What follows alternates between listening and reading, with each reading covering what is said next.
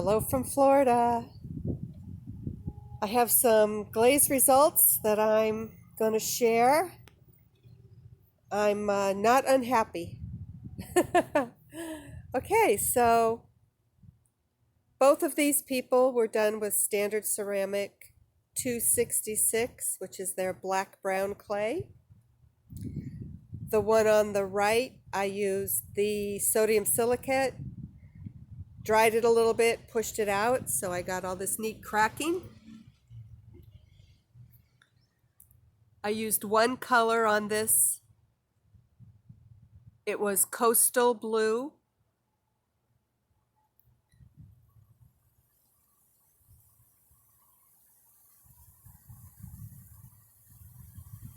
This piece is also on standard 266 black brown clay. When I did my test tiles, my alabaster worked perfectly on the brown and the white, but when I put it on the black, it bubbled where I did the double coat. So I deliberately did this piece in one coat of alabaster, and then I dipped it here and did a little drippy there so that I would get this bubbly texture. Now, if something brushes against this a little bit hard, the bubbles will break and be sharp and not good. So as far as the texture goes, now it's a very delicate artistic pot. It's not very usable, but yeah, I think it came out so cool. So you can see the bubbly part from the not bubbly part, the one coat versus the two coats, where the drips were, and I did this all deliberately. So I'm very happy. This is probably going to go in my house, unless somebody wants it for a pot swap. Although I'd be afraid to ship it, actually. Okay, so those are two pieces. I also did a couple of pieces that were thrown and textured with a roller texture that I purchased. These are both done on Little Loafer's clay. And I took a roller to texture them and then pushed them out. One has a lid, one does not. The piece of pottery in the front, that is Turquoise by Mako, again on Little Loafer's white clay. And the one in the back is Sand and Sea. I don't remember who makes it. Just a single color. I just wanted to show off the texture, so I didn't do anything fancy. Very bright, light, very beachy. Those are two colors that would work very well here in the Suncoast of Florida. Again, on Little Loafer's clay. Okay, and then I did quite a bit of glazing on some pieces that I made with standard 266 black clay.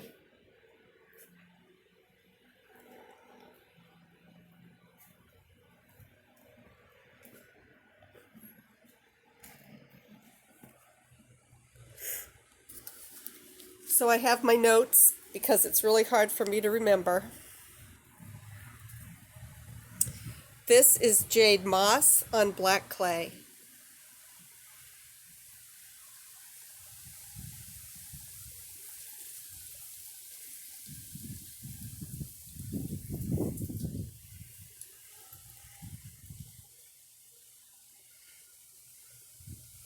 This is Sand and Sea on black clay.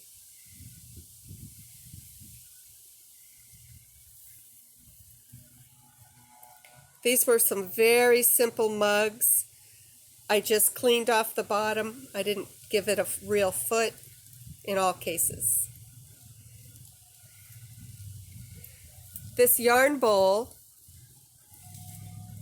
is metallic green.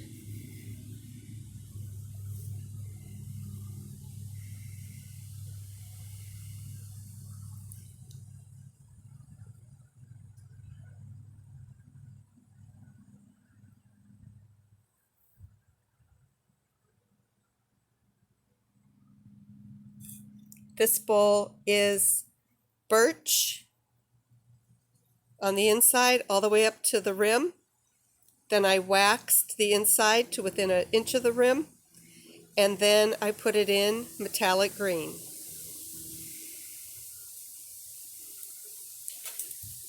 Then I wiped out any excess little drips of metallic green that were down inside the birch that had been waxed, and I got this lovely.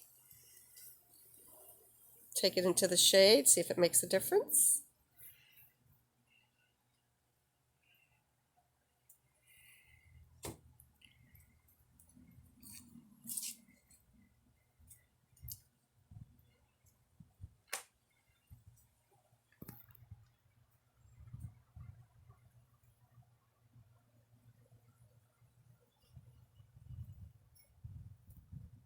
This yarn bowl is Coastal.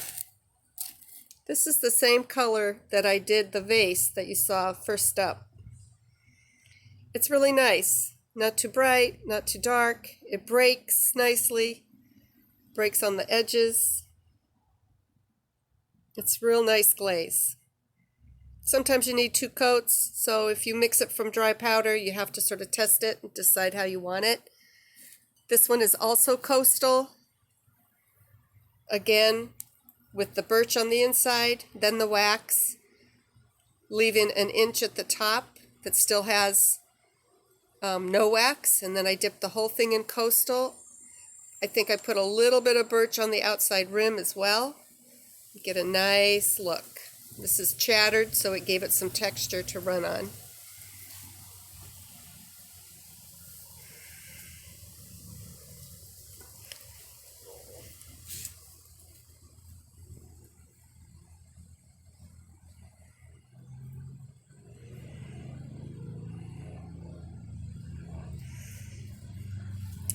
Now, I bought a color called turquoise from Mako, and that's the pot that you saw over here.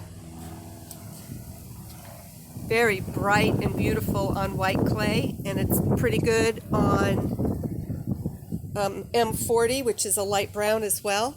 So I just experimented without testing it on black. I just used it on black, and it's okay. This is Mako turquoise on 266 black clay.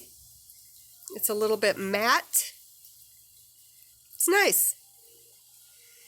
This is also turquoise on black clay.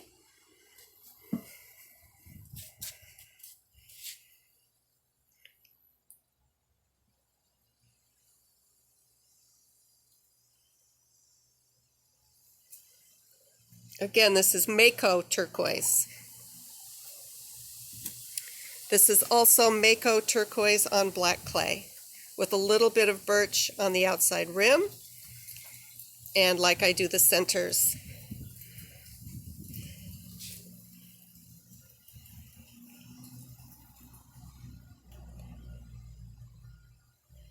These were chattered, so it allows the glaze to do kind of cool things. And then these 3 are stone denim on black clay. Stone denim is really nice. It's almost a sort of a blue-green.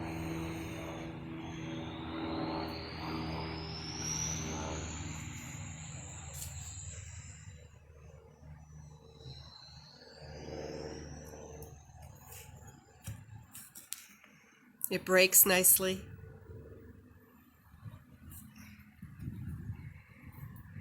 And then stone denim again with birch. A little bit of birch on the outside as well, with the stone denim over it.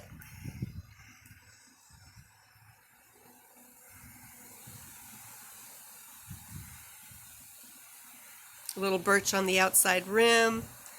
Birch on the inside, all the way up to the rim, wax to within an inch of the rim, so you get stone denim over birch, blending into just birch, and on the outside, again, just a little dip of the birch to give it a little texture on the outside.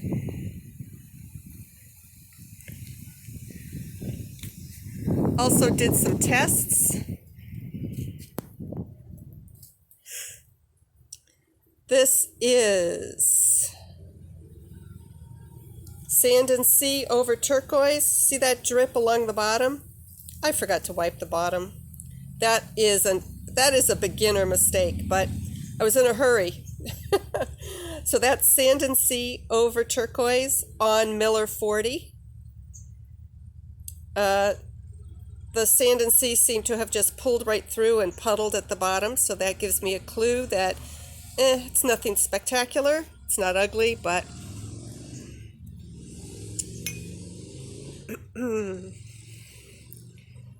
this one is Mako turquoise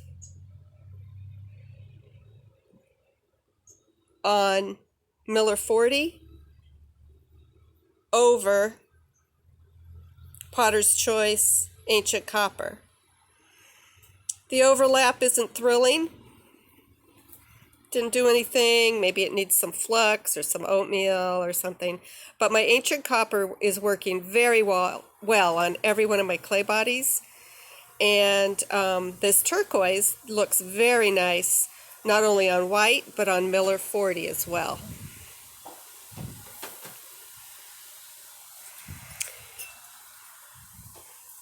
This one I put a little bit of Standard Ceramics Iron Red, and then I did Alabaster 2/3 of the way, and then I did Birch all the way to the bottom. And my goal is to do something where the Iron Red comes through nicely, sort of like what you see that, I don't know how to say it, Nuka, those Nuka glazes that are actually an ash. So this one's probably a little too beigey, but I'm still just experimenting with these little cups to see what I like.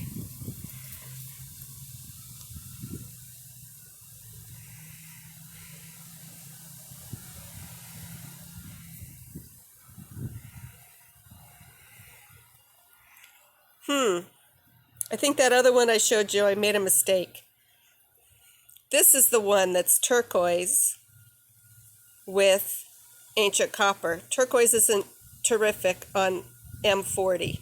Yep, turquoise and Ancient Copper. It's good, but it isn't as beautiful as it is on white. So this one was Norse Blue.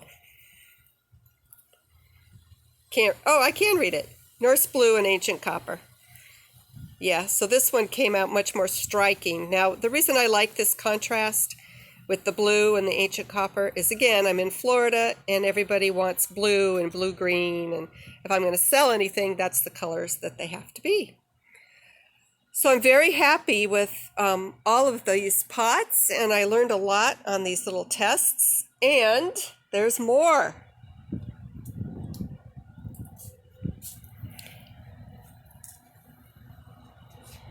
Are you dizzy yet?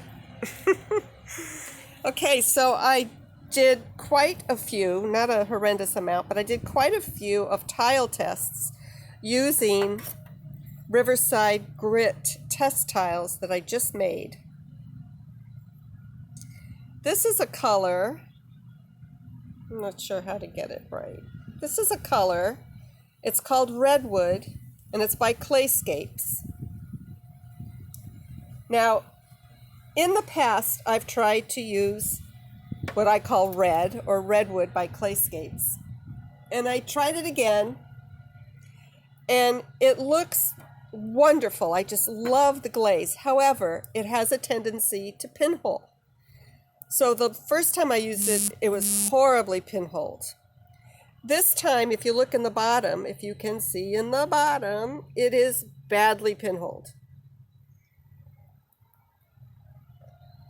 Few pinholes here and there. Generally pretty. It'll make a great vase or pencil holder, but I don't think I'd want anybody's lips on this rim. Same thing with this one. I tried it with turquoise, black clay, pinholes. Not where it overlapped, which is interesting. No pinholes in the overlap, and it was put with Mako turquoise.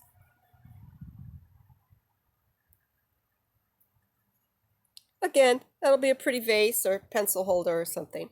It's not bad enough to put on the curb, but it's not good enough to sell. I just happen to have one Miller M40, I'm sorry, Laguna Miller 40, one test tile with Laguna Miller 40 clay. And so I did a dip of Redwood by Clayscapes, and look at how spectacular it is. Not a pinhole, gorgeous color, pulling from red to olive green to sort of a mustardy color. I can't be happier with this. So what have I learned? I've learned that in the past, red doesn't do well on dark clay bodies. It didn't do very well on my Riverside grit. Got a little pinholey. I could probably fix that, maybe water it down a little bit. It didn't do well on black. It didn't do well on the past on my speckled brown, but this brown has no speckles and it is spectacular. So what I'm going to do is this is going to go in a special place. And it's going to go in my notes that Redwood by Clayscapes on Laguna Miller 40 is spectacular, to be used again. And I'll have it somewhere where I can see it regularly. Now here we go with turquoise. Turquoise on white, turquoise by Mako, light and bright and beautiful. Turquoise on Miller 40, it's pretty good. It's nice. I would use it. But as you start to go into the darker clays, this is the Riverside grit, it's nice, but it's nothing that, I would put a lot of effort into. So what's the point? The point is glazes can look totally different depending on the clay body. Pay attention and keep notes on what clay bodies work well. Here's Norris Blue. Norris Blue on Miller 40. I bumped it up to a 1500 reading on my hydrometer, and it came out absolutely beautiful. So these were my tests from before. I could tell it had great potential, but it was looking a little wimpy on my Miller 40. So I took some water off, re-sieved it, stirred it up really well, and now I've got an absolutely beautiful sort of a turquoisey baby blue. It's not real turquoisey like that. It's more of a baby blue, but it's bright and light, goes on beautifully. You know how you put a piece of pottery into some glaze and you just say, oh, that went on nicely? Well, that's what this does. Okay, and then just because I had all these Riverside grit testers, I tested alabaster, metallic green,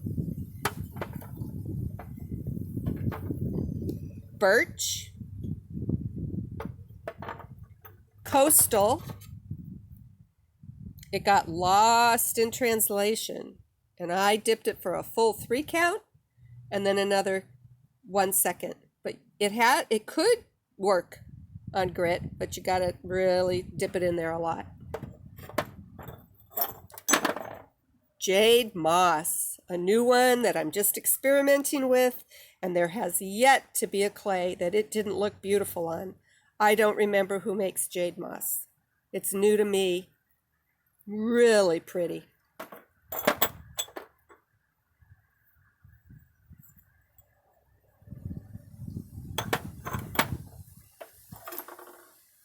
Stone denim.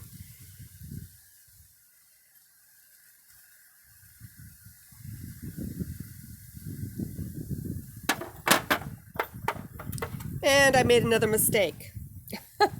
This is Sand and Sea, the one that didn't make it on the Riverside grit.